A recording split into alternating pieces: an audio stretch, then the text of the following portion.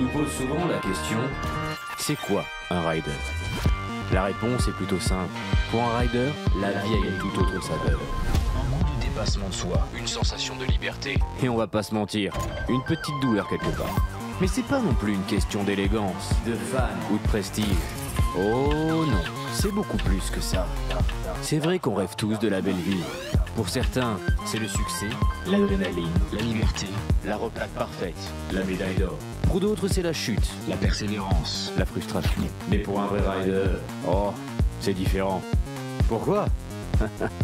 Parce qu'un vrai rider, c'est tout ça à la fois.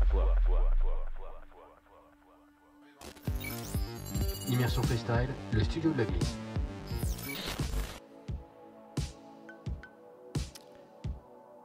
Eh bien, salut l'équipe, salut tout le monde, très content de vous retrouver pour une heure d'émission en direct. On va parler de sport extrême, on va aussi avoir pas mal de chroniques, ça va être très chouette. J'ai l'impression qu'on a un problème technique. Non, c'est bon, j'avais un petit problème technique au niveau de mon retour, ça avait frisé. J'espère que chez vous ça n'est pas arrivé parce que sinon je serais très triste que ça soit arrivé. Bref, c'est les aléas du direct. On est en direct gratuitement sur Trix pour les gens qui nous regardent en replay. C'est une application vraiment chouette où vous pouvez retrouver tous les riders et rideuses qui sont là et vous téléchargez ça sur l'application iOS ou Android, c'est gratuit et tous les premiers jeudis du mois, on est en direct sur Trix Social. Pour ceux qui se posent la question, mais qu'est-ce que c'est que le Studio de la Glisse? Eh bien, le Studio de la Glisse, c'est une émission où on parle de sport extrême. On a une ou un invité, suivant qui on a envie d'inviter. On a des chroniques, on a aussi des jeux concours où vous pouvez tenter de gagner des magnifiques caleçons. Parce que en fait, on est en partenariat avec pas mal de gens, dont je vais les citer tout de suite. On est en partenariat avec Trix, puisqu'ils nous font vivre cette émission et ça c'est quand même incroyable. ProRider 34, donc Freegun, vous l'avez compris. Un petit, ça je vais le faire gagner un jour.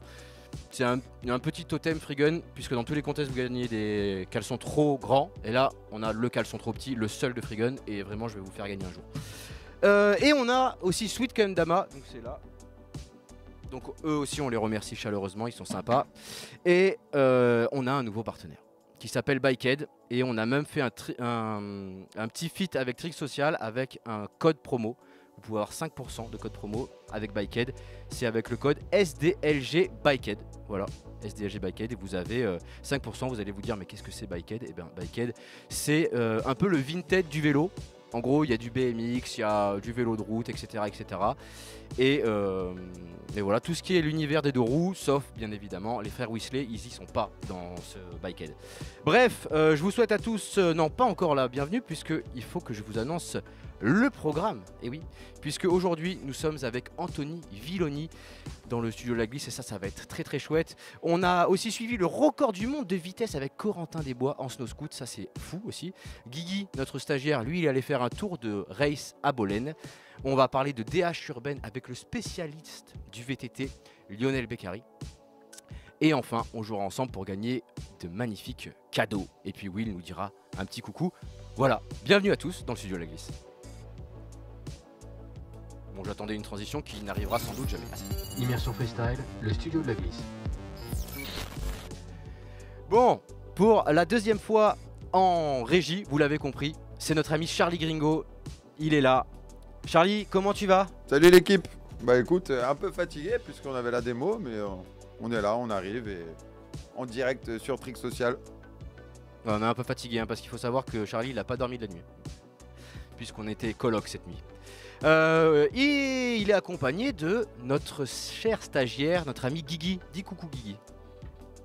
Tu pourras monter mon niveau aussi dans le retour parce que c'est un peu frustrant. Mon ami et injoignable acolyte, c'était alcoolique, c'était un... C'était parce que la semaine dernière il s'est passé un truc de ouf. Mesdames et messieurs, on peut faire du bruit pour William Glésial s'il vous plaît. Il est là. Oui, parce qu'on a le public aussi. Ouais, mon appart, il est petit, hein. Ouais, c'est vrai. Salut William. Salut Simon. Bonjour à tous et à toutes. Je sais pas si le stagiaire, il a allumé ton micro. Si, c'est bon. Eh ben, Non, c'est moi qui l'avais pas allumé. Eh oui, forcément. On raconte ce qui s'est passé la semaine dernière? Très succinctement alors. Oui.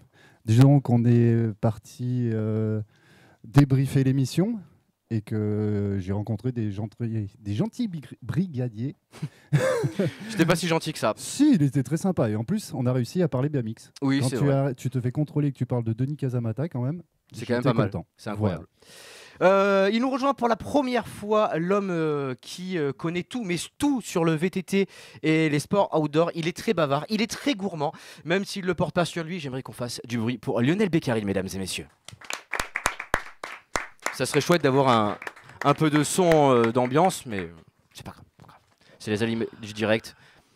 Voilà, notre ami Lionel, on peut l'applaudir bien fort. Tu vas bien, Lionel? Vous allez avoir le même micro. Ça va super, merci de m'avoir invité. Eh ben avec grand plaisir. Et puis on va passer à la crème de la crème du VTT. Il est le premier rider en contest à avoir passé double flip, à avoir un pro modèle en 2016 en snow scoot. Il est égérie de la marque GoPro. Et l'homme qui porte bien mieux la moustache que moi, j'aimerais qu'on fasse un max de bruit pour Monsieur Anthony Villoni.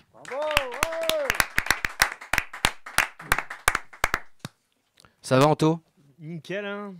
Toi t'as un micro à toi, tu peux...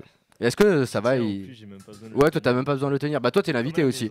Ouais, comme à la maison. C'est toi la star. C'est toi la star. C'est vrai que c'est toi la star. Et bah voilà, bienvenue à tous dans le studio de la glisse. Bon, les transitions, c'est peut-être en option aujourd'hui. Immersion Freestyle, le studio de la glisse. Il me jacte en même temps, lui. Ah, et ben voilà, le petit studio de la glisse, ça commence. Bon, c'est la deuxième, hein, c'est pour ça qu'il y a des moments, il y a des petits couacs. C'est pour ça que des fois je suis pas à l'image, mais bon, il y a tout le monde, donc ça c'est très chouette. Ça c'est très chouette. Alors, mon cher Anthony, on a trouvé une vidéo un peu d'archives. On va la regarder ensemble et tu vas nous parler de cette petite vidéo d'archives. Eh bien, Charlie Magneto.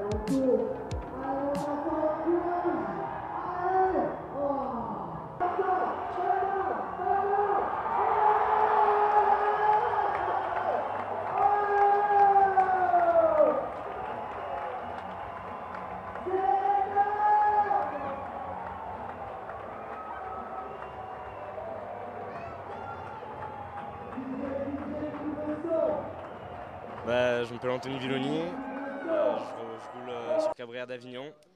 Je suis parti de la WRT Family, j'ai 17 ans. Ça fait 3 ans et demi.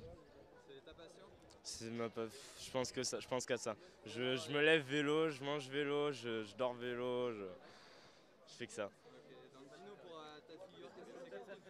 Là aujourd'hui j'ai rentré double backflip sur la bosse qui est là.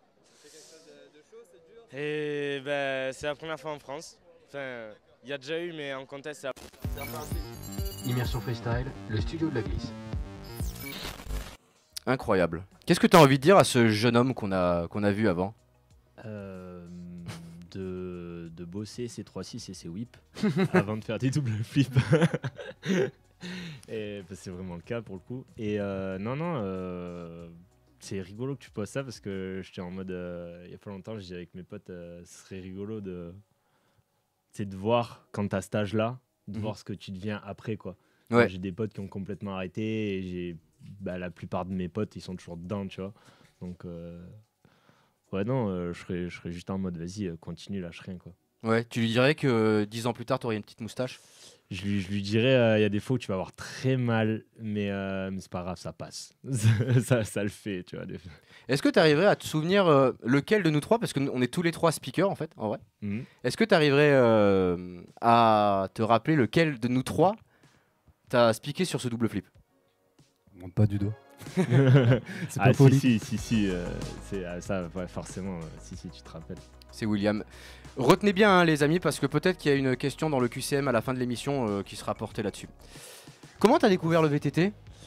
Comment j'ai découvert le VTT? En fait, j'ai commencé j'en avais marre des sports traditionnels. Je faisais natation, judo, foot, un peu comme tout le monde. Et j'ai dit vas-y, je veux faire du vélo. Je me suis inscrit au BMX Race et au VTT Cross Country. Et en fait, j'en suis venu au freestyle parce qu'un jour, je passais pendant une randonnée, je passais à côté de Boss, mais j'avais que le VTT, pas le BMX, et j'ai quand même sauté. Je dis putain, c'est cool, on peut le faire et tout.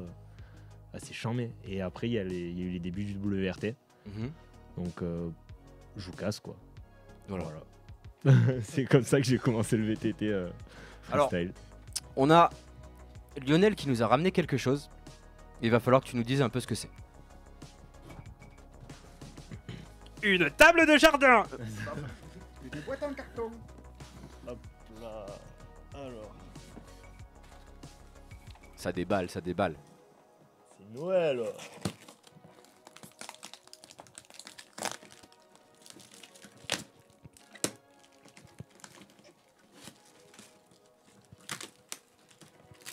Après, tu pourras le garder le cadeau. Hein. C'est vrai qu'on a le Et temps, Anthony. le ticket aussi, parce que s'il manque des vis, Oh là là. faut voir. Il y a peut-être prescription.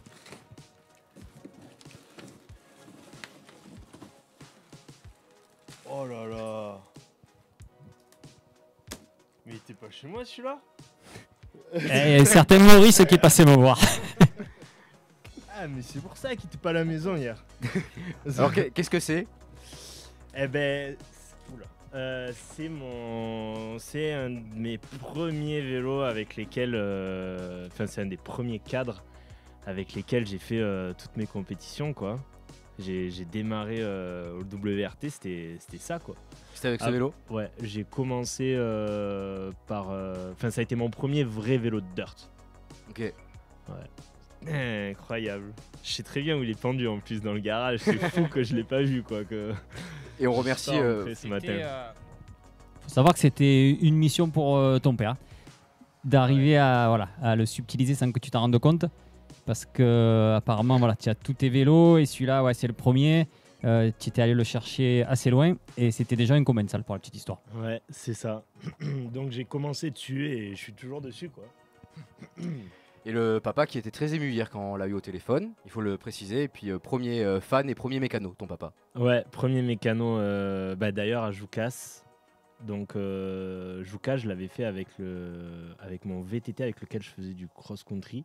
Mais vu que j'étais déjà un bourrin en cross-country, mes parents m'avaient acheté un VTT qui faisait plus ou moins tout. C'était les YZ à l'époque. Et ça a passé, genre j'avais un dérailleur, des vitesses, enfin pas du tout le standard pour faire des tricks.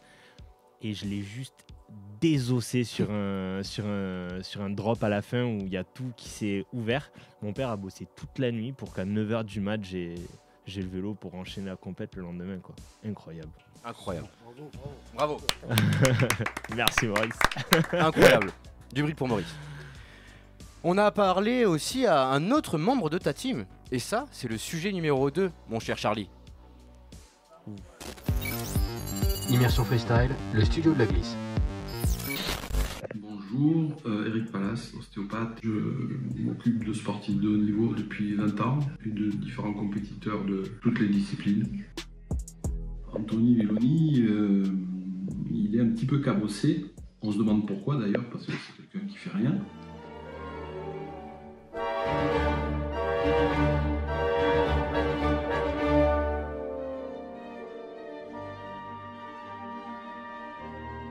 Si on veut être plus sérieux, Anthony a quand même été très attentif à sa santé. Il a eu souvent recours à mes services et aux services d'autres professionnels de santé. Mais c'est un garçon qui est solide et qui se prépare bien. Donc ça va durer encore un petit peu. Déjà, c'est quand même relativement exigeant sur les délais. Il faut être très réactif. Ensuite, il faut être très pertinent sur le diagnostic et les conseils. Et il faut être performant sur sa thérapie. C'est pas des patients qui peuvent attendre que ça aille mieux par hasard. Donc, voilà, je pense qu'il faut être relativement pointu à chaque fois sur les conseils et les thérapeutiques. Oui, Anthony, je vais te donner un bon conseil. Arrête le vélo. Non, je pense pas. Continue à faire ce que tu aimes, hein, c'est le principal. Et prendre toutes les précautions, te protéger aussi.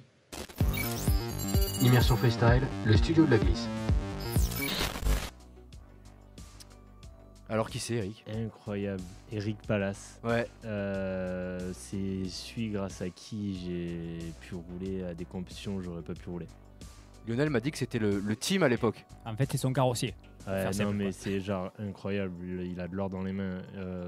Je me souviens d'une compète où c'était à la Roseraie à Toulouse. Je tombe sur l'épaule, c'était un moment... En fait j'ai eu 2 ans où chaque fois que je roulais, je tombais sur l'épaule et je me tapais la coiffe des ligaments. Et je pouvais plus rien faire pendant 2 semaines, 3 semaines, je pouvais plus toucher le vélo. Pendant toute la semaine, j'arrivais plus à bouger le bras. Et en fait, il y avait cet événement. Donc c'était le dimanche, le lundi c'était férié. Mais le jeudi, je partais au 26 Tricks aller au gang. Et je l'ai appelé le dimanche soir. J'ai envoyé un message. Et je lui ai dit ouais, comment est-ce qu'il n'y a pas moyen et tout, que tu me vois. Et il me dit vas-y, viens demain au cabinet à 9h. Sauf que c'était jour férié. Et il m'a pris au cabinet, il m'a manipulé. Il me dit ouais, c'est quand la prochaine fois que je dois rouler? Je fais bah jeudi je compète. Il me fait waouh.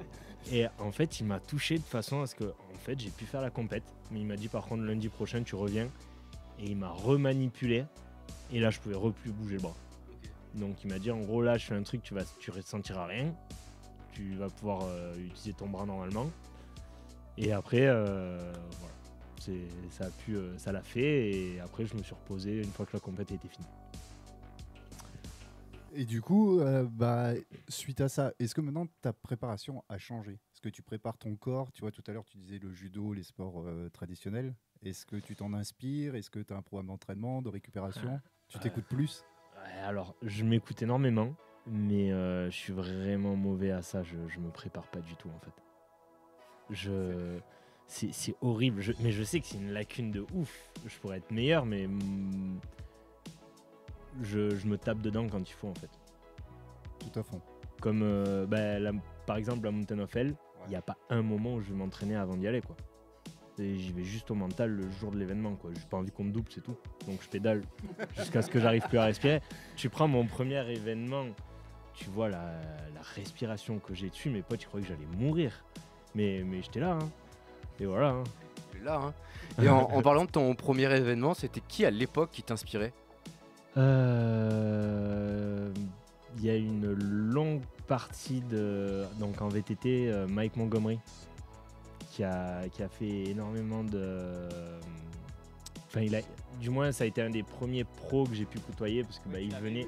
Voilà, il était venu dans le Luberon à l'époque, tu as pu le croiser, c'est vrai qu'on avait le Californien qui débarquait chez nous, c'était cool quoi. C'est ça, donc c'est la vraie première star que j'ai connue à l'époque, il m'a grave inspiré, motivé, tout ça. Il est venu à la maison, je l'ai amené sur tous les spots que je connaissais.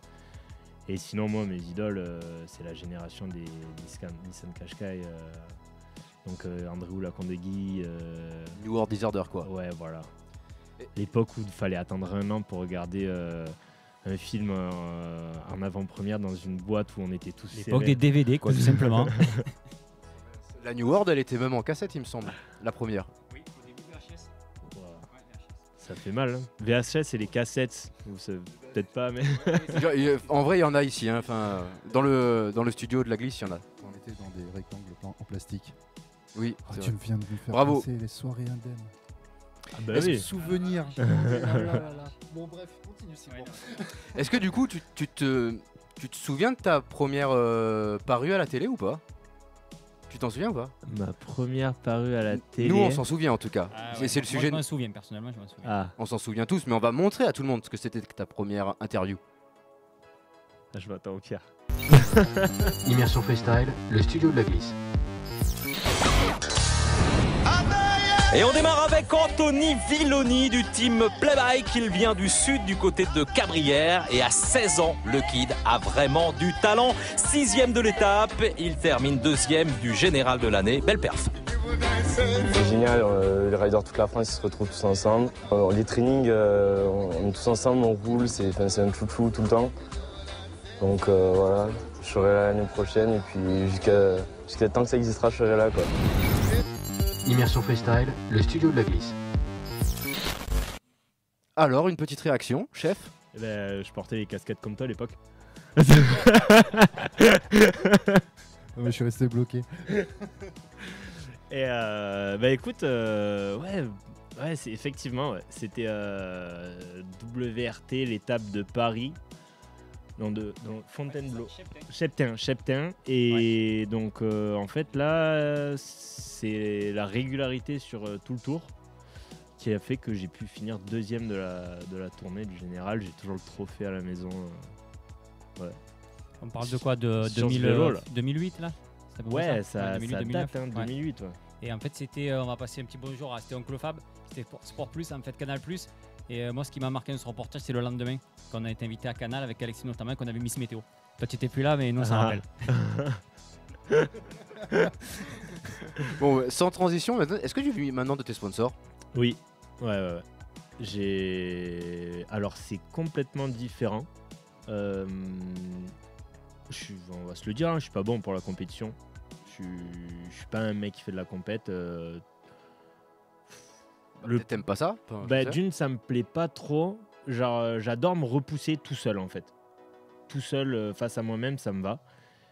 J'aime pas qu'on me double quand je suis avec des potes ou quoi, mais ça m'est déjà arrivé par exemple. Je vais reprendre l'exemple de la Mountain of Hell. J'étais avec Kylian, on est dans le même team. Kylian jouait la gagne. Et je savais que j'étais dans les premiers. Et à un moment donné, au loin, je vois un mec sur le bord avec un problème à la roue avant. Et en fait, dans ma tête, il y a quand même eu le moment, si c'est Kylian, je m'arrête, je passe ma roue avant. Ah ouais? Parce que je suis en mode, moi, je joue pas la gagne, je suis là pour m'amuser. Et je veux que mes potes, ils performent. Okay. Donc là, t'es pas compétiteur quand tu es capable de faire ça, tu vois. Ça dépend. Au Dakar, ils sont payés pour ça. Ça s'appelle une assistance rapide. Ouais, mais bon... C'est un jeu pour toi en fait. En fait, moi, je suis là pour les. Donc, j'ai switché tout ce qui est projet vidéo, tout ce qui est caméra, tout ça, ça me plaît énormément. Et en fait, mon objectif quand je vais faire la Mountain of Hell, c'est de ramener une vidéo de 50 minutes, de 30 ou 50 minutes selon l'étape qu'on fait.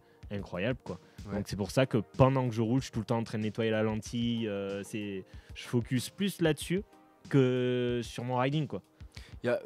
Lionel, il a une question par rapport à ça d'ailleurs. Alors, pas trop compétiteur, ça dépend. Quand il y avait une Big Air, c'était pas la même quand même. Là, forcément, tu te chauffais plus. C'était un petit peu, voilà, ta signature, le Big Air, malheureusement, il y en avait 2 par an, donc c'était un peu limité. Au Fizz, chez Soderstrom à l'époque. Ça, et du coup, c'était voilà, ça, les cliffhangers, tête en bas, tout ça. Par rapport à ça, l'avenir du VTT dans l'image, tu le vois comment? Parce que je sais que tu es méticuleux, tu es sur les nouvelles technologies. Et là, de plus en plus, nous, on arrive à ressentir parce que les sensations que vous avez à votre guidon. Comment tu vois dans les prochaines années l'avenir de l'image? Puisque voilà, maintenant, tu es plus sur la compète. Alors, il y a de plus en plus de technologies qui arrivent. Il faut se mettre dedans. Là, en ce moment, il commence à y avoir c'est quand même un beau bordel pour arriver à suivre tous les trucs. Là, ça commence à être dur. Moi, je sais que je me suis axé sur la 360. Je veux plus entendre parler je filme jamais au téléphone, je filme jamais avec une GoPro normale. Je suis tout le temps avec la 360. C'est ma marque de fabrique, quoi. Et l'avenir, ça va vraiment en fait dans ce que je veux immédiat faire. En fait. Et après, voilà, à court terme, parce que les technologies, après, je pense que c'est la réalité virtuelle. Clairement la réalité virtuelle. Normalement, on est en train d'y venir. Ouais. On va passer au tu préf, si tu veux bien. Allez. Alors le tu préf, t'as 2 solutions et t'en choisis une des 2. On va mettre une petite musique. Tu préf.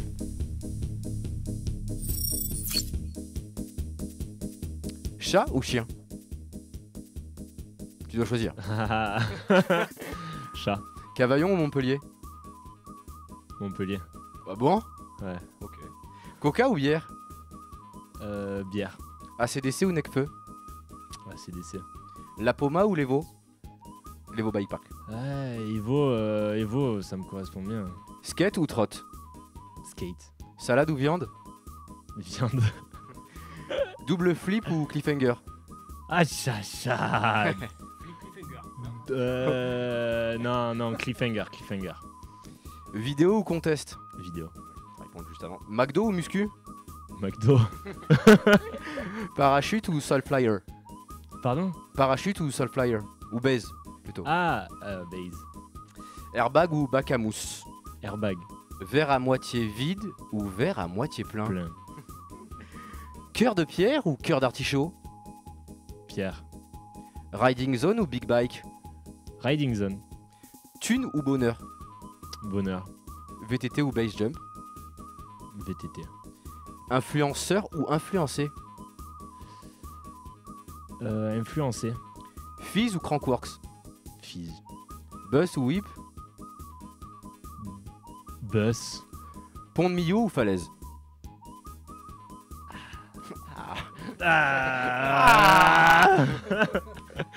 Mio. Mer ou montagne? Mer.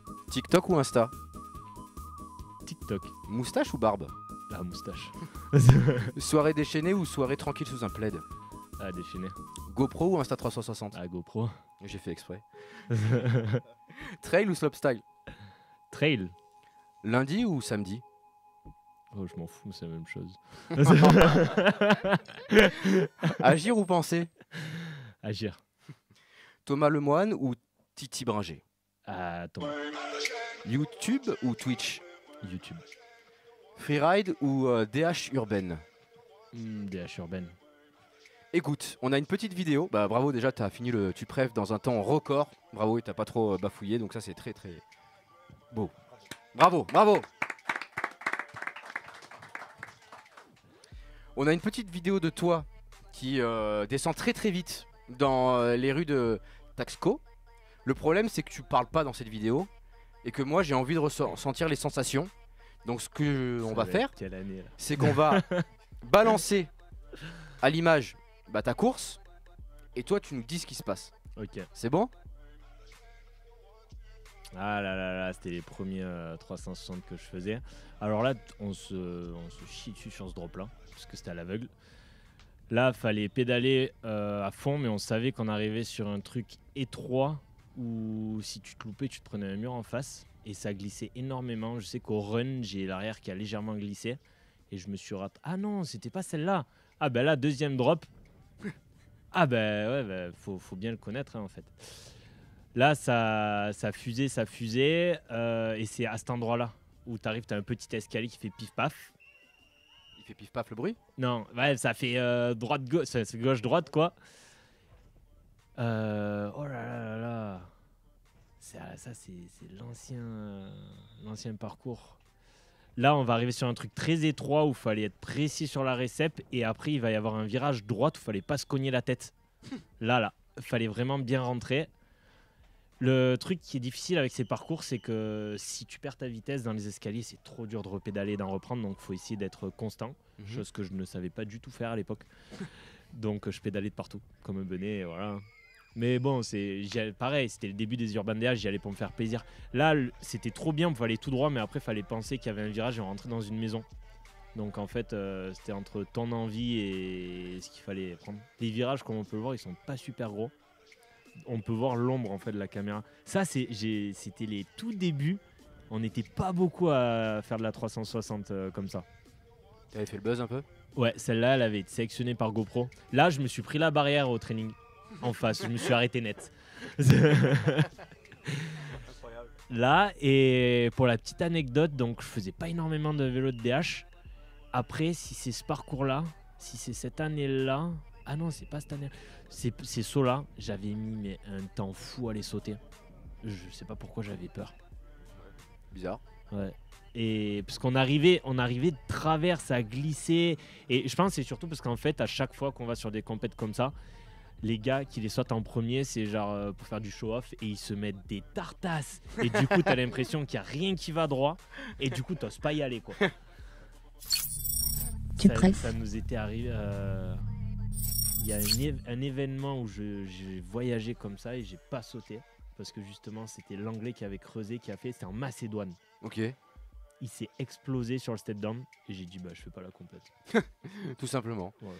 Et alors, ça nous a fait une transition parfaite puisque là, on va passer à l'homme VTT, à l'homme outdoor, à l'homme qui a une tablette où il y a vraiment tout.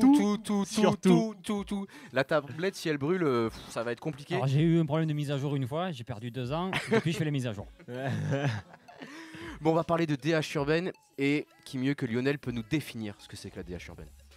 En fait, c'est amener le mountain bike dans les villes et forcément, ça plaît. C'est des escaliers, on remplace les sapins par des pylônes et on met le truc au cœur des villes où les gens ont pas l'habitude de voir ça. Et c'est surtout plus de monde que dans la forêt.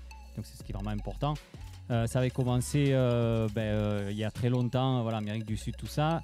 Il y avait même un Pro Tour mondial parce que Taxco, ça en faisait partie notamment à l'époque. Ça s'est arrêté, ça relance puisqu'on a la Cerro Abaggio qui est reparti cette année. Et moi j'avais vu ça 2007, Stairway to Hell Red Bull à Liège. C'était un mélange de slope et de DH urbaine. C'était quand même encore différent. C'était voilà. Mais vu le monde où on avait bouché la ville pendant quasiment 12 heures, je m'étais dit qu'il y avait du potentiel. Donc 2007. Bon, après on a enchaîné Wall Ride Tour, les Enduro Riders, ça m'était un petit peu sorti de la tête. Et c'est vrai qu'on a Patrick Boyer en fait qui a relancé ça avec Extreme Events. Et on a fait notamment 4-5 saisons là sur Grasse où on a enfin pu faire ce qu'on voit à Valparaiso, ce qu'on voit à Taxco en France. Et justement, on a les images de cette première DH urbaine. C'est le sujet numéro 5, mon cher Charlie. Et bah ça arrive.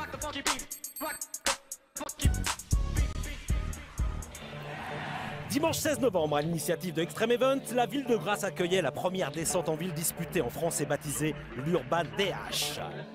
Pour le moment, c'est l'heure des recos avec les pilotes invités sur l'épreuve, histoire de repérer la piste et ses pièges avec des parties très pentues, 300 marches d'escalier, un tunnel et des passages étroits où même le guidon frotte. La bonne nouvelle, c'est que le public a répondu présent, même si les bonnes places sur le parcours étaient très prises. D'entrée de jeu, on avait cette série de petits escaliers vraiment serrés. Où là, dès le matin, c'était un peu humide, on avait des gens qui se bottaient, c'était assez intéressant. On s'attendait, je pense, pas du tout à ce qu'il y ait autant de monde sur la piste. C'était génial, franchement, c'était génial. On avait dans la rampe d'escalier, on avait des gens qui s'écartaient devant nous. C'était excellent. Très sympa, beaucoup de monde sur le parcours, un tracé super intéressant. C'était vraiment un très bon événement et j'ai hâte qu'il y ait plus d'événements comme ça en France.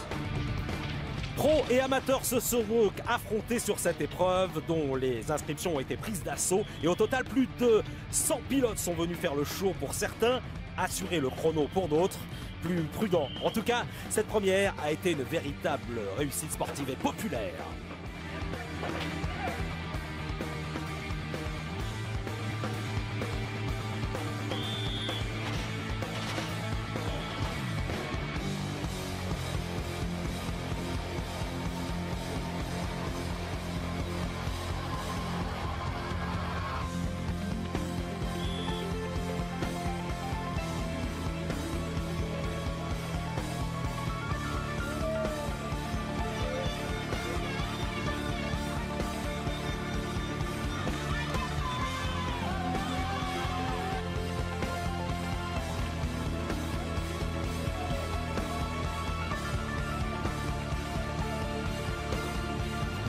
Et c'est finalement Johan Barelli, un enduriste de talent, qui s'est imposé.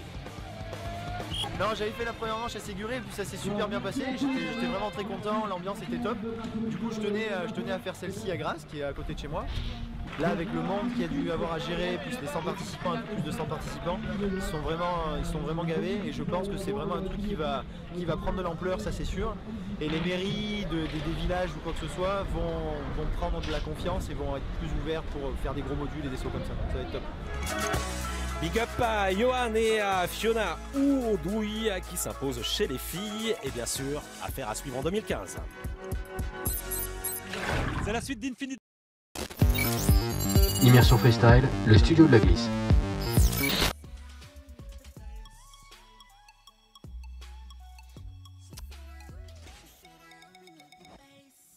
Bien sûr, on est en retour en studio, mais on a un tout petit problème technique.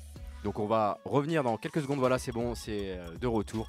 On remercie bien chaleureusement Oncle Fab qui faisait des super... Qui a œuvré pour notre sport. Exactement, et on fera bien sûr un EP spécial légende avec tous les gens qui ont fait que notre sport il a évolué. Bon, maintenant on est bien triste puisqu'il n'y a plus du tout de médias en France qui parlent de sport extrême, donc on essaye de reprendre le flambeau, mais on en parlera un peu plus tard, et on remercie bien sûr les partenaires qui nous suivent pour faire vivre des projets comme le studio de la glisse et comme plein d'autres projets, parce qu'il y a de plus en plus de talk shows sur le net et ça fait plaisir. On va continuer à parler de DH urbaine, oui, puisque tu as quand même préparé... Ouais, alors ce qui est sympa, c'est que ça repart. On a une période un peu creuse et là cette année ça relance. On l'a dit, les Cerro Baggio, mais là il faut aller un peu loin, c'est le Mexique, Bogota, etc. Par contre en France, on a dès dimanche, c'est une première, c'est Dieu le fit, les jeunes qui sont ultra motivés. On aura ensuite, dernier week-end de mai, Grenoble, Aurélien Fontenoy. Là on va récupérer les Mexicains, tout ça qui étaient sur les Cerro Baggio, qui seront là. Après, Château Renard, 14 juillet. 15 juillet, c'est donc Adrien Laurent qui est un des spécialistes de ça, puisqu'il avait gagné celle de Bogota qui est la plus longue au monde. Il va organiser aux Deux Alpes, donc ça va le faire aussi. Grasse revient. Et donc voilà, on a un calendrier, on a donc Crest aussi depuis 4-5 ans. Donc voilà, 4-5 courses bien sympas à faire. Et ce qui est intéressant, c'est que c'est aussi accessible à tout le monde et pas forcément comme on l'avait à l'époque avec juste 10-15 riders sur le Pro Tour mondial. Et puis c'est gratos pour le public, donc venez écouter la douce voix de Lionel, puisque c'est lui qui est au micro la plupart du temps, sauf peut-être au Mexique, puisque tu ne parles pas mexicain. Le portoricain. Mais ni portoricain, bien évidemment. Mais en tout cas, Château-Renard, c'est pas très loin d'Avignon. Pas très loin d'Avignon, c'est pas très loin de chez vous. Et c'est pas très loin d'un homme qui est en studio avec nous, mais qui est plutôt dans l'ombre. C'est notre stagiaire Guigui. Il est allé pédaler du côté de Bolène et il nous a fait une superbe chronique. Et on envoie ça tout de suite dans le studio de la glisse. Immersion Freestyle, le studio de la glisse. Salut à tous et bienvenue dans la chronique stagiaire version studio de la glisse. Aujourd'hui on se trouve à Bolène pour une course de BMX. On a eu notamment la chance de rencontrer Théo Nonote, athlète haut niveau de BMX Race et membre de l'UBV. On va aller voir tout ça, allez c'est parti.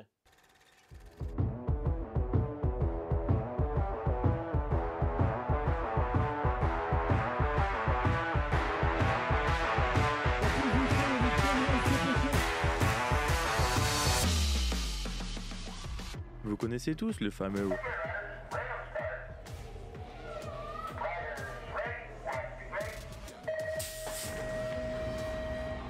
annoncé avant une course de BMX. Il nous vient en fait des États-Unis dans les années 80. Il était annoncé avant les courses. Maintenant, il est utilisé de partout, sur toutes les courses internationales.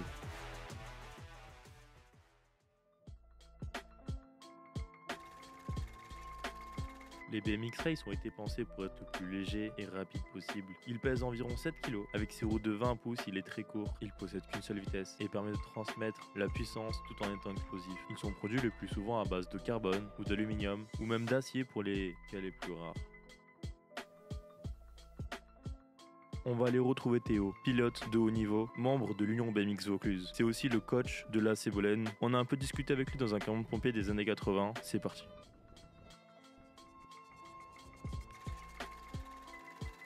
Salut, donc je m'appelle Théo Nonote, je suis pilote élite de BMX Race depuis maintenant 4 ans. Pilote entre guillemets haut niveau, enfin sur le meilleur niveau national. À côté de ça, je suis éducateur sportif. La vitesse, la technique aussi sur le vélo, faire des courses. De base, j'ai commencé parce que je voulais faire motocross, mais j'avais pas le budget du tout, donc du coup, BMX Race, c'était le bon compromis, le bon format course, et puis surtout l'entente entre les pilotes, peu importe les clubs, les niveaux, tout le monde s'entend bien, et c'est super cool. C'est dans le cadre de mon auto-entreprise, du coup, vu que je suis éducateur sportif, je fais les podcasts, donc ça s'appelle Acuity Podcast, où j'interviewe des pilotes et autres acteurs du BMX français. Pour 2023, là, pour le moment, c'est plus un top 20 élite au classement général, donc à l'issue des 5 week-ends de Coupe de France. Et concourir au moins 2 manches européennes en catégorie élite. Une grosse pensée pour les finalistes d'aujourd'hui, ça n'a pas été facile avec le vent, on fera sûrement mieux la prochaine fois. Pour finir, voici mon daron sur un BMX. Le daron là. Eh bien voilà, la chronique stagiaire c'est terminé pour aujourd'hui. J'espère qu'elle vous aura plu. On se retrouve en studio. Et le stagiaire qui s'était bien sûr massacré sur la course, vous l'avez vu pendant les lancements. Mais Quand il y a du vent à Bolène, c'est chaud quoi. Ouais, c'est vrai quand il y a du vent. Du Rhône plein fer, hein. Voilà. Mais on remercie bien fort notre cher Guigui parce qu'il se donne au maximum pour préparer des chroniques, aller faire des interviews et tout ça. Donc on fait un grand bisou à Guigui qui s'est massacré pour cette chronique. Bravo à toi Guigui. Anto, comme on disait en début d'émission, tu faisais du snow scoot, tu en fais encore. Tu as un pro modèle ou tu as encore ou tu avais? Alors j'en fais plus. J'ai coupé en 2018 parce que en fait j'aurais pas assez de temps toute ma vie pour faire tous les sports qui existent au monde et j'ai énormément envie de faire plein de choses et du coup je suis un peu je suis revenu au ski et au speed riding en fait, donc c'est quelque chose sur lequel je veux m'axer. Bon, j'ai une petite coupure ouais voilà. Et oui, j'ai eu un pro modèle. En fait, c'était des boards que j'ai développés de A à Z. J'ai donné le shape, j'ai fait les duretés, tout. Je suis parti 2 ans les développer au Japon et on les a sortis. Et elles ont marché. Elles se vendent encore en fait. Donc, alors que j'ai arrêté. Ouais. Et on a justement un petit souvenir de cette période incroyable. Charlie Magneto.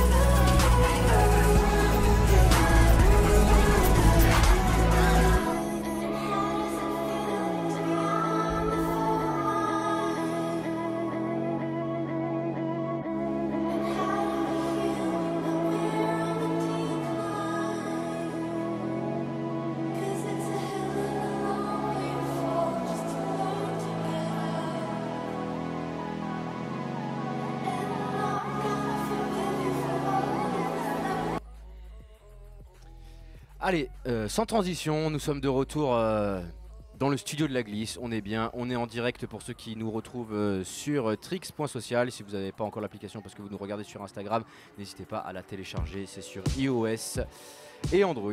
Vous la téléchargez et puis vous pouvez nous voir dans une qualité vidéo de grande qualité. J'ai dit 2 fois qualité pour vraiment pousser le mot qualité parce que j'aime dire le mot qualité. Est-ce que tu connais Corentin Desbois? Oui. Eh bien justement, nous aussi, on le connaît et on l'a rencontré très récemment et il a battu peut-être le record du monde. Vous allez le découvrir dans le prochain sujet. Magneto, Charlie. Immersion Freestyle, le studio de la glisse.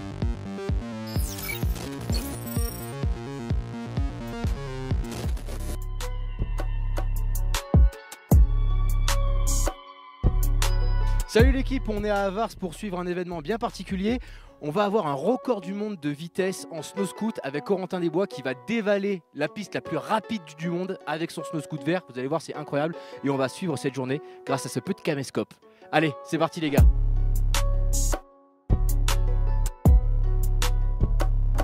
Qu'est-ce qu'on fait aujourd'hui, Corentin? On fait un record de vitesse. Record de vitesse en snow scoot sur la neige. Ça fait 4 ans qu'on n'a pas fait de run à haute vitesse, donc là ça va être le grand jour. Voilà, la piste est prête, on a un grand soleil et pas de vent surtout.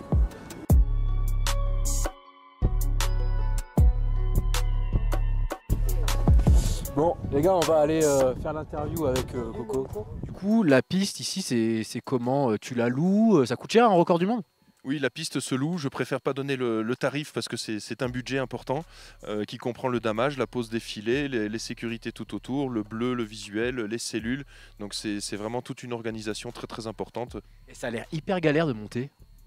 Alors c'est compliqué effectivement, on monte pas à pied, soit on monte en motoneige pour arriver sur les accès du bas de piste, soit on monte par la remontée mécanique et là il faut faire un accès freeride. Là c'est là où tous les risques sont pris, donc il faut être en tenue classique et non pas en latex au cas où je glisse. Et j'ai un Sherpa qui va me porter le snow scoot sur son dos, sur un sac de transport spécifique. La machine, c'est le Snow Scoot Evolution de 2023 avec une position de riding sur les genoux qu'on avait validé déjà l'année dernière sur les essais. Et on a rajouté une coque aérodynamique tout autour pour offrir encore plus de performance aéro.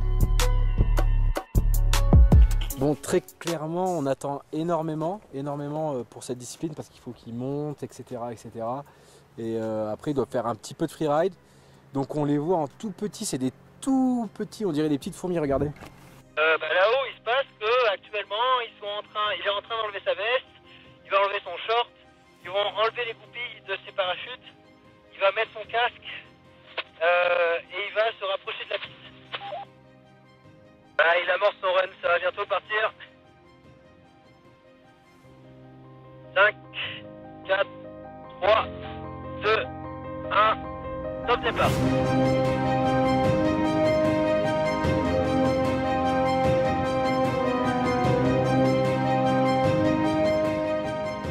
Sur la carte, j'ai essayé de piloter un petit peu, mais le vent m'a poussé de plus en plus sur le côté et avec les compressions de piste, ça a fini par faire un crash en milieu de piste, chose qui arrive très rarement. Voilà.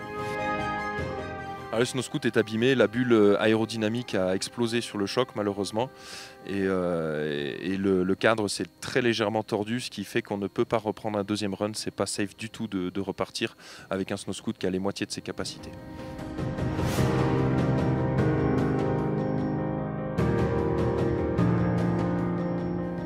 Bon, sur la première tentative, il y a eu quand même record du monde. Oui, tout à fait. Par chance, le premier run s'est très bien passé et on avait donc tout le personnel présent, notamment l'huissier, pour pouvoir valider cette vitesse officiellement et déclarer cette vitesse en record du monde supérieure à ma vitesse précédente de 2017 qui était uniquement à 168 km/h. Ça marche, ben merci beaucoup Coco. Merci à vous et puis rendez-vous l'année prochaine pour un nouveau record bien plus rapide.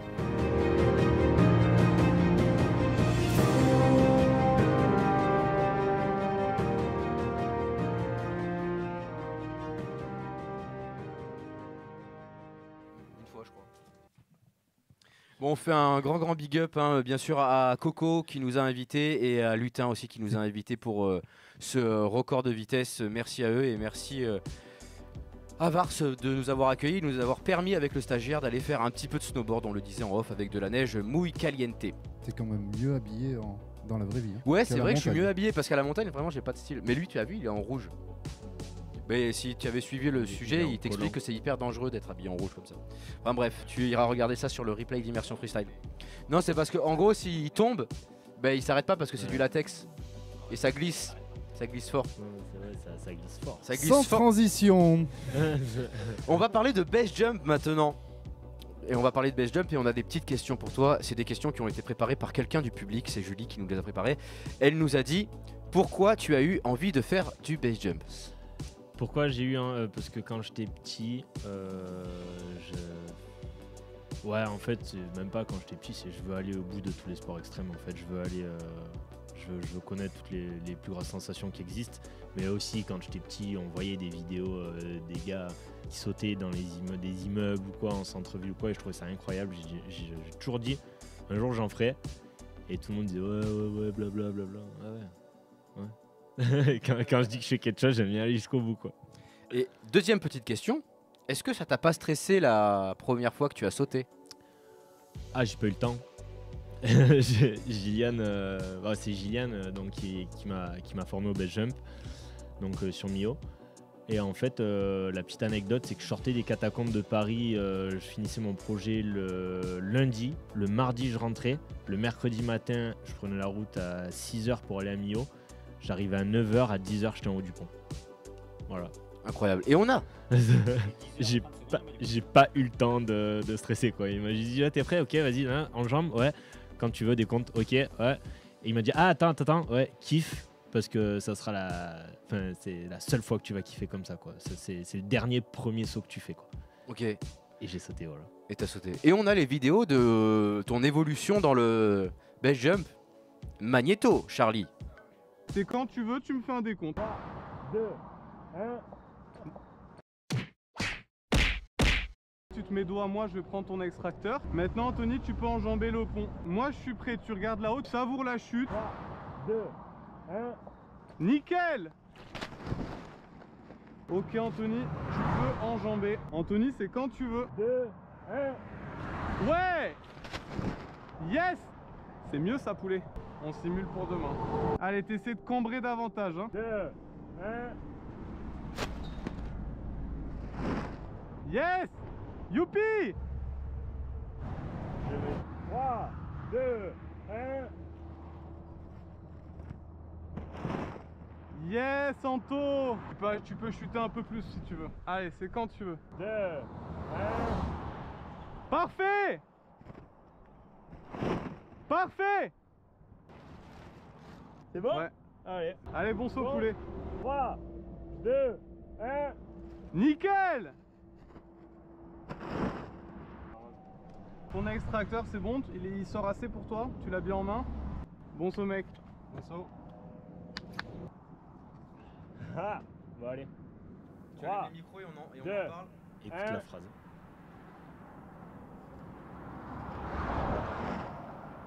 Bon bah voilà, il a survécu. 3, 2, 1. Et là, il nous commande ça. Ouais! Et là, c'était quoi là? T'as pris la.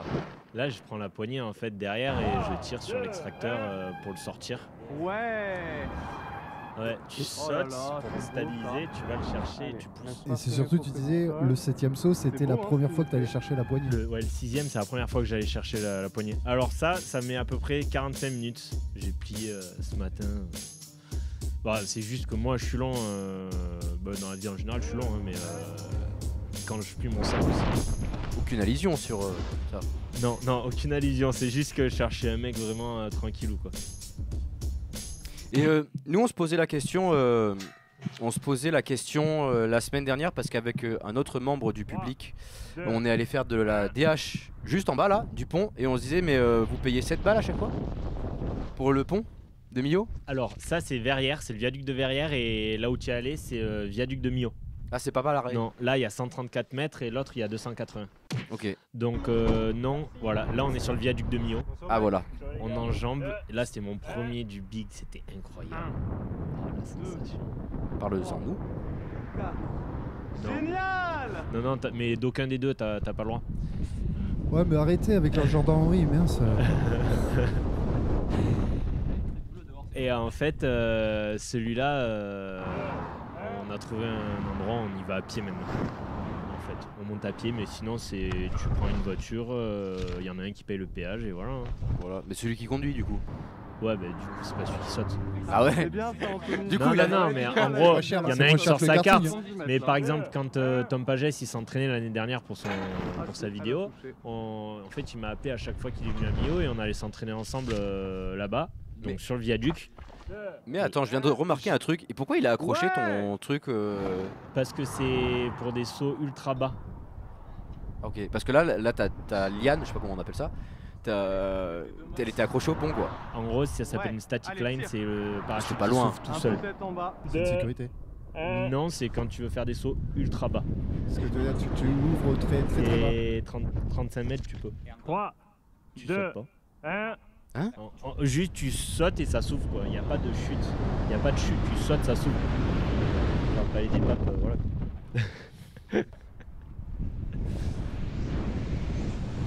Mais moi là tu vois par exemple que je pourrais tomber dans les pommes. Mais là je vais pas le faire parce que je suis un bonhomme, mais ça fait peur quand même. Ah non, je peux pas. On a un membre du public, vous avez pas entendu parce que nos micros ils sont proches, qui nous a dit faudrait le faire en casque VR, mais c'est pas trop bête ça. Pas encore. Mais ça va arriver vu le sourire coquin. Dans l'avenir.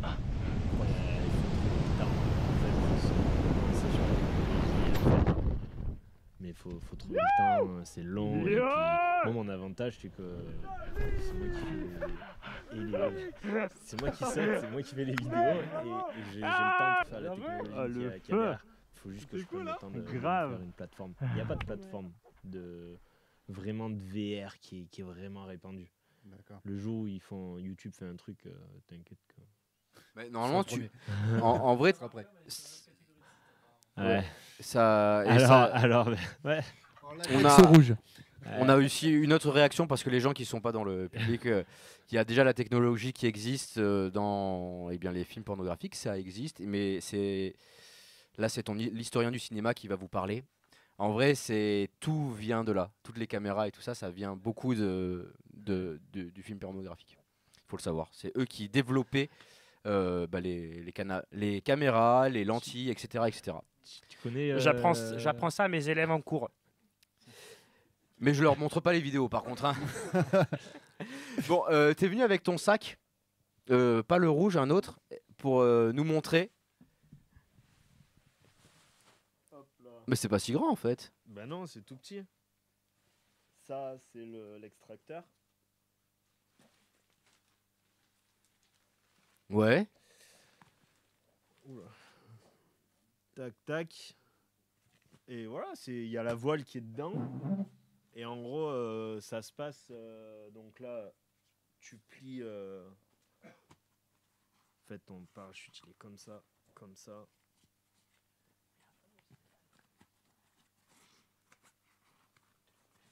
Tac. Là, tu dois plier ton extracteur. Là, c'est un gros extracteur, donc ça rentre pas dans le stash. Mais en gros, c'est plié comme ça. C'est rentré ici, dans cet élastique-là. Donc je vais pas le mettre parce que ça va l'agrandir et c'est pas bon. Donc normalement, c'est comme ça. Et quand tu sautes, tu viens tirer dessus. Tu jettes, ça prend le vent. Ça, on voit ça. Ah oui, ça a bien pris le vent. Bah ouais, mais imagine quand tu tombes à 100 km/h comme. Et en fait, donc je sais pas si on voit, ça va tirer sur cette drisse qui va venir tirer cette aiguille, et je vais vous le faire comme ça et après. Tu peux te mettre vers le logo Studio de la Glisse si tu veux bien le voir. De là si tu veux, fais une démo. Saute. Regarde là, tu peux. Oui, nous aussi on pliera le matériel après.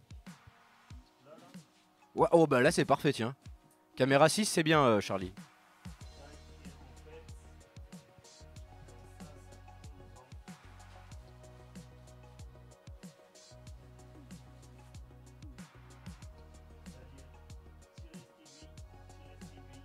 Ah ouais.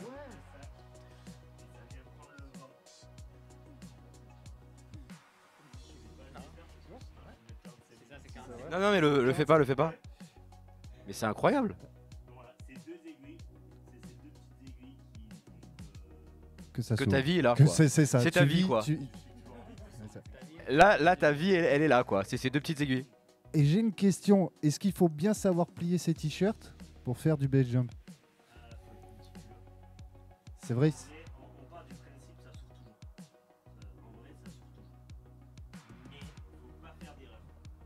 Mais il faut pas faire d'erreur. Je répète parce que t'as pas de micro, donc oui. en fait, personne n'entend. En gros, on part du principe ça s'ouvre toujours. Mais là, t'es un peu coupé dans l'image. Par exemple, je vais vous montrer un truc qui font des. En fait, c'est une petite erreur qui peut arriver. On appelle ça un pin lock. Je vais juste, vas-y, je prends 2 secondes, je le referme et je te montre. Alors à partir de maintenant, c'est 50 € la leçon. Donc vous cliquez sur le bouton en bas. Mais il va y avoir toutefois des tutos sur Tricks Social dans très peu de temps. Anthony, c'est ça? Exactement, il m'a dit. Pas plus de détails, mais dans très peu de temps, il va y avoir Tricks School ou je sais plus comment ça s'appelle.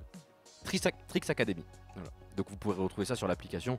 Vous avez l'application et vous allez avoir Tricks Map aussi qui va rentrer bientôt en compte. Et Tricks Map, vous allez pouvoir aller échanger avec vos potes et potesses. Tricksland, pardon, pas Tricks Map. Tricksland, et vous allez pouvoir découvrir les spots en street, en parc et en dirt, etc., etc. On a bien comblé pendant qu'on... Et vous pouvez aussi nous retrouver sur Facebook et Instagram, bien évidemment, avec les liens qui s'affichent juste en bas. Voilà. Mais du coup, j'en profiter pour te poser des questions pendant que tu es concentré, mais il y a beaucoup de règles de sécurité. Il y a des points clés à respecter. En gros, tu as des endroits où il va vraiment falloir bien checker ton pliage, ta tension des suspentes et le cheminement de ta drisse. Après, en fait, c'est un sport où ça permet. Faut juste pas être bête, quoi. Enfin, dans le sens où faut pas griller les étapes, faut y aller tranquillement. Par exemple, moi, j'ai commencé à faire des statiques. Donc, les statiques, c'est les déclenchements quand tu sautes et que c'est une petite corde à casser qui déclenche ton parachute.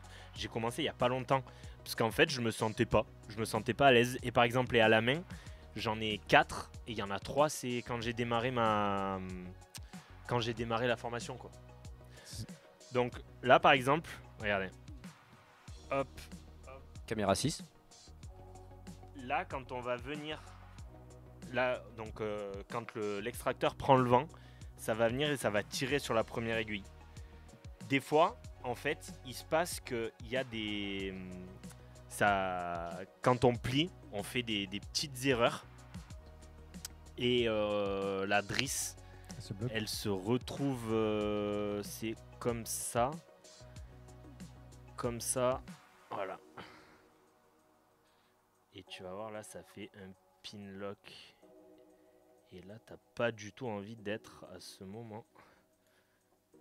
Là. Tac. Tac. En gros, ça se bloque. Ouais. En gros, c'est comme ça. Et là, tu peux y aller. Hein. Tu peux tirer. Il n'y a rien qui s'ouvre. Ton sac, il va jamais s'ouvrir. Et ça, c'est un des trucs... Je vérifie. Des milliards de fois. Bah, en gros, à chaque fois que je vais sauter, je vérifie 3-4 fois mon sac, quoi. Donc Même faut être avant de sauter. méticuleux, faut être... Ouais. voilà. J'aime bien toujours me mettre dans mon coin, pas trop parler avec les potes. Mais même, tu sais, quand tu plies ton sac, moi, c'est mon petit moment où je prépare le saut, je fais le truc. Et même, je suis pas un gars trop bavard quand je vais sur les exits. J'aime bien être concentré, faire mon truc, faire mes vérifs, cuissarde, ventrale, l'extracteur bien rangé. Tout simplement, il y a aussi un truc, c'est que quand tu changes tes extracteurs, donc il y a plusieurs tailles d'extracteurs, si tu parles, que tu fais une mauvaise manip ou quoi, tu l'enclenches mal, ben, tu te retrouves que quand tu tires, il n'y a que l'extracteur qui part. Donc en fait, c'est des trucs où c'est déjà arrivé à des personnes juste parce qu'elles étaient en train de parler, donc faut juste y faire gaffe, quoi. Ouais, en gros, à chaque point, c'est ta vie en fait qui est accrochée. Ouais, quoi. c'est carrément ça. Il n'y a pas de parachute de secours, c'est déjà un parachute de secours en fait. Ok. Donc ouais, je vais le laisser comme ça. Genre. Oui, on va reprendre l'émission. Oui. Du coup, bah, les mamans qui nous regardent, je sais pas si elles vont vouloir mettre leurs enfants au base jump. Tu as des conseils pour ces mamans ou bah, qu'elles viennent me voir. Non, Allez, on est le premier samedi du mois, on va crypter. Non, c'est le premier jeudi du mois l'émission pardon. Sur Trix. Et non, alors en gros, pour toutes les personnes qui veulent commencer le base jump, déjà commencer le parachutisme. En fait, faut apprendre à bien gérer en l'air. Enfin, les appuis sur l'air, la poignée où elle est, c'est tout bête, mais la poignée, c'est pas instinctif d'aller la chercher. Moi, ça m'est déjà arrivé en parachute de sauter. Alors que j'avais une trentaine de sauts, donc c'est rien, c'est débutant. Mais j'étais là en mode, ouais, bah, c'est bon, je vais derrière, j'attrape la poignée. Et je vais pour l'attraper. Et là, je me dis, waouh, elle est où? Et en fait, tu es là, sauf que tu es haut. Quand tu ouvres, tu es à 1000 encore. Donc tu dis, ok, vas-y. Tu décompresses, tu refais le mouvement et tu l'attrapes. Sauf qu'en base jump, tu n'as pas autant de temps. Sur verrière, par exemple, tu as 5 secondes et demie avant d'impacter le sol. C'est vraiment rien. Bon, ouais. Enfin bref, si vous y mettez, faites gaffe, dans tous les cas. On va passer aux questions web. On a demandé à des gens de... Enfin, on vous présente Mawette aussi, hein, elle est là. C'est la mascotte Mawette. Mawette, elle est là. Ouais, bah elle est heureuse d'être ici. Ouais. Mais elle aime pas trop, elle est un peu timide. Et on a des questions web, bien sûr posées sans doute par les copains. Donc c'est alexandre.pgt qui nous dit « Vis-tu des réseaux ?» Alors, je vis pas des je peux pas dire ça comme ça. C'est pas vraiment des réseaux. Les réseaux m'aident à démarcher des sponsors, mais moi je vis essentiellement de mes projets vidéo. Quand je fais ça a frise, je crois. Donc je fais des vidéos, tous les projets vidéo que je mets sur internet, c'est mes idées. C'est moi qui monte l'équipe, c'est moi qui allais repérer, c'est tout le temps quelque chose que je fais de A à Z en fait. Et c'est moi qui ride dans le truc. Donc c'est ça que je vends à mes sponsors. C'est pas juste je suis présent sur les réseaux, j'ai tant d'abonnés. Jamais je mets ça en avant. Anthony, il y a le chat qui est dans ton parachute, c'est pas grave? Du moment qu'il se fait pas les ongles. On va vérifier quand même. Parce que tout à l'heure c'était la sécurité avant tout. C'est trop bien les aléas du direct quand même, moi je trouve. Moi je trouve que c'est au moins vous êtes sûr que l'émission elle est en direct. Là il n'y a pas genre parce que normalement là on cut ça. Hein. Je sais pas. Bah ça a dû être fait parce qu'il y en a qui sautent avec leur chien lui. Le chien il a rien choisi mais il y va quoi. Bon, bref. On a une autre question de Leiac84. Sans doute quelqu'un qui vient de chez vous. C'est apparemment. Est-ce que tu ressortirais du train entre parenthèses en marche de nuit, fermez la parenthèse, en plein milieu du désert tunisien?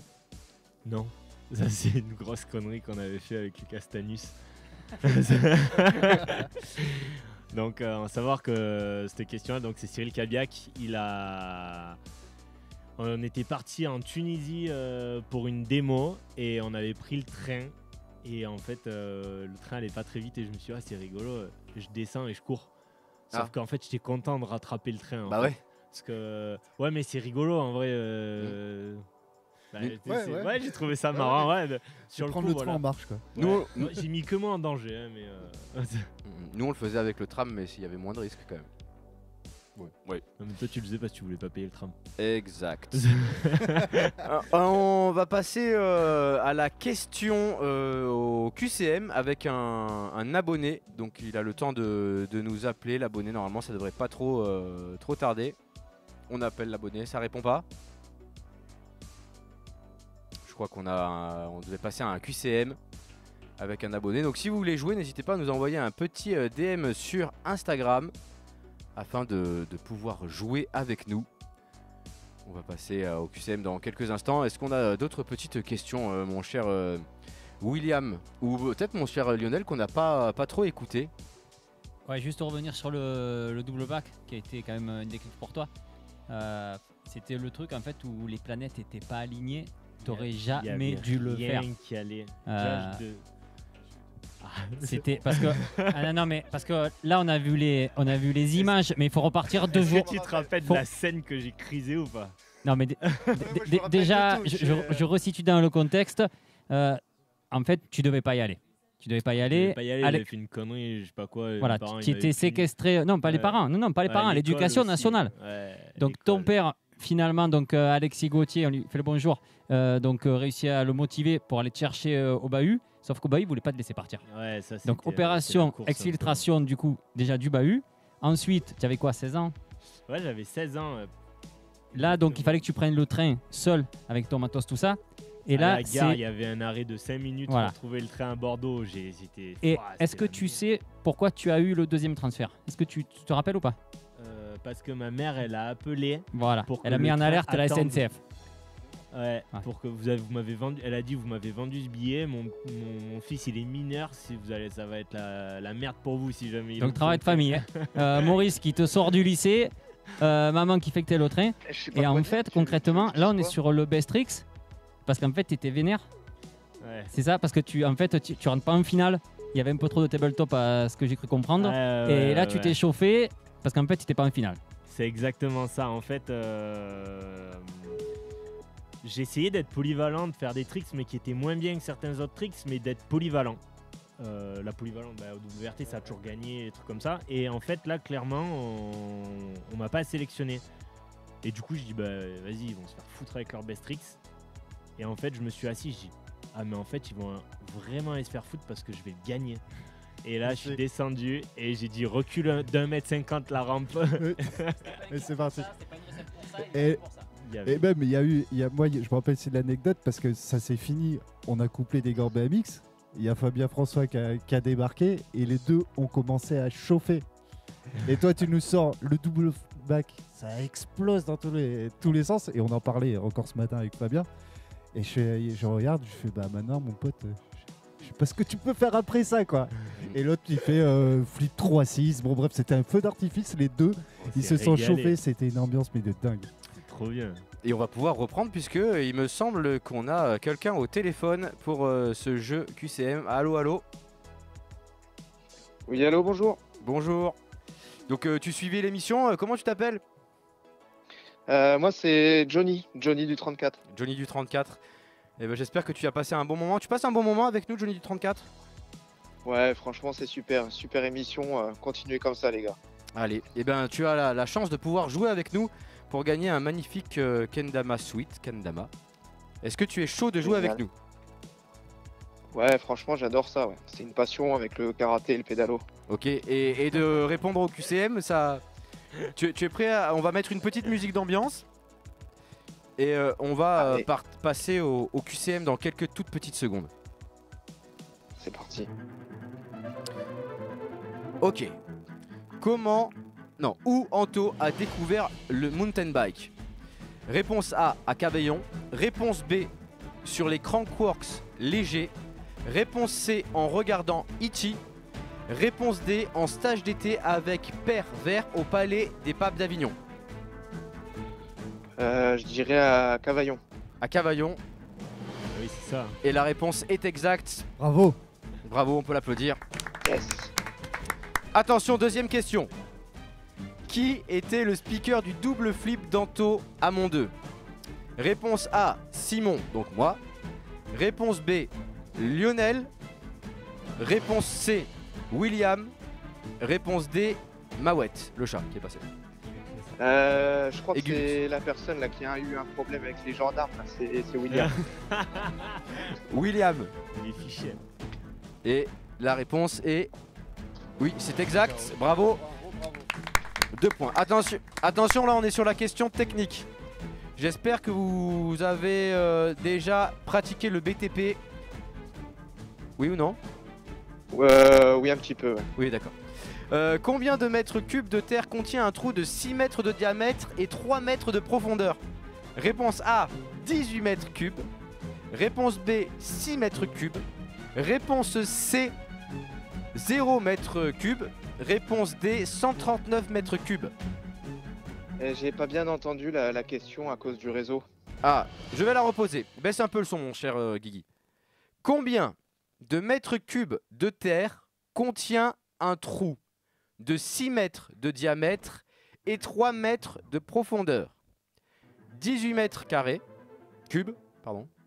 6 mètres cubes, 0 mètres cubes, 139 mètres cubes. Je dirais 18 mètres cubes.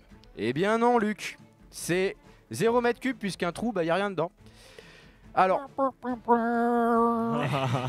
oui. C'est juste logique. Bravo. Et on a une dernière petite question. Si tu valides celle-là, bah tu remportes ce magnifique Sweet Kendama. Est-ce que tu es prêt pour la dernière? Allez, c'est parti. Quel est le créateur du VTT? Bon, à prendre avec des pincettes, me dit Lionel. Oui, parce qu'ils étaient plusieurs. Alors, qui est le créateur du VTT? Max de Commensal. Il s'appelle Max Commensal. C'est voilà, Max, son nom de famille c'est Commensal. Oui, Max Commensal quoi. Ouais. Mais Max Commensal de Commensal. Voilà. Voilà. Pardon, il faut appeler un chat un chat. Joe Breezy. Breeds qui a fait la marque Breezer. Voilà. Et sinon, réponse C, Brett Big Wheels. Ou réponse D, Maïté en Y sur... en Y seulement. Y a pas de suite. Eh ben, bonne question, je dirais. Bah oui, c'est normal. A, c'est Max de Commensal. Enfin, vous avez compris. B, Joe Breezy. Breeze, je sais plus comment il dit. Breeds. Brett Big Wheels ou Maïté en Y. Je dirais le deuxième, le B. Oui, Joe... c'est tout à fait ça, c'est Joe. Quel Eh talent. bah bravo, bravo. Tu remportes un magnifique kendama de la marque Sweet Kendama. Bravo à toi. Et est-ce que tu as une Super, question merci pour notre beaucoup. invité ou pas du tout? Une question pour, j'ai pas entendu. Pour notre invité? Bah non, j'ai pas de question, mais je lui passe le bonjour. Je crois qu'on se connaît. D'accord. Bonjour. Voilà. Superbe. Eh bien, merci beaucoup, mon cher. Je ne me rappelle plus comment tu t'appelles, mais Johnny du 34, pardon. Johnny, Merci à toi Le roi de la tuyauterie. de nous avoir suivis. Et c'est déjà l'heure, mes amis. On va mettre une petite musique puisque c'est déjà l'heure. Si je perds mes fiches, après je ne vais pas pouvoir finir. De vous dire que c'est la fin de cette émission, mesdames et messieurs. J'aimerais qu'on mette un petit son musical.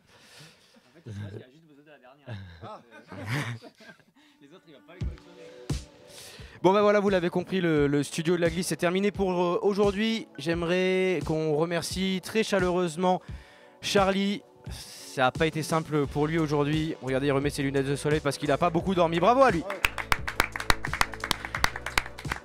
J'aimerais aussi qu'on remercie très chaleureusement Guigui parce qu'il se donne beaucoup dans l'ombre. Il fait toutes les chroniques, il va chercher les infos. Bravo à Guillaume. Bien sûr, un grand big up au public qui était là et qui était caché. On peut les applaudir bien fort. Bravo au public qui nous ont donné des sueurs à des moments. On fait un grand big up à Lionel. C'est la première fois que tu viens avec nous et ça fait vraiment trop plaisir de t'avoir avec nous. Et Lionel qui est un fan de la première heure du studio de la glisse et d'Immersion Freestyle. Donc je tenais à te remercier en direct. Merci à toi. Merci Lionel. Bravo. On remercie William qui a été très cocasse sur cette émission puisqu'il ne m'a pas coupé la parole une seule fois. Et on l'espère, il ne va pas perdre 6 points ce soir. Bravo William. J'aimerais qu'on fasse aussi un grand big up à nos partenaires Bikehead. Vous vous rappelez, on a 5% sur leur site avec le code SDLG Bikehead. Bravo à eux, bravo Bikehead. Bravo aussi à Freegun, bravo à ProRider34, à Sweet Kendama. Et j'aimerais un grand big up spécial pour Tony qui est avec nous en studio aujourd'hui. Merci Tony, puisque Tony, c'est grâce à lui qu'on a cette émission, puisqu'il a eu les cojones de financer une émission. Et Dieu sait que c'est pas facile d'être financé pour une émission de sport extrême. Alors encore une fois, un grand bravo à lui. Et de faire en sorte qu'on puisse vivre nos rêves. N'hésitez pas à aller télécharger l'application Trix.social, surtout pour les gens qui nous regardent en replay, puisque vous savez qu'un mois après le live il est disponible sur YouTube et il est en replay directement sur l'application Trix.social. Donc allez télécharger cette application, il y a plein de nouvelles choses qui vont arriver. On va aussi notamment avoir un fils de folie, puisque vous savez là dans quelques semaines, on va avoir le fils de Montpellier. Et pour le fils de Montpellier, on fait une émission par soir. Rendez-vous compte, une émission par soir. On va avoir des invités de dingue, notamment Alex Jumelin et d'autres invités. J'en dis pas plus parce que bien sûr on a la communication et si on spoil un peu les gens, car là du team Trix Social va pas être contente, donc je vais pas spoiler. Vous irez nous voir sur le fils de Montpellier. Là on décale un peu l'émission parce que je vous avoue que je travaille sur le fils de Montpellier et qu'on travaille tous sur le fils de Montpellier.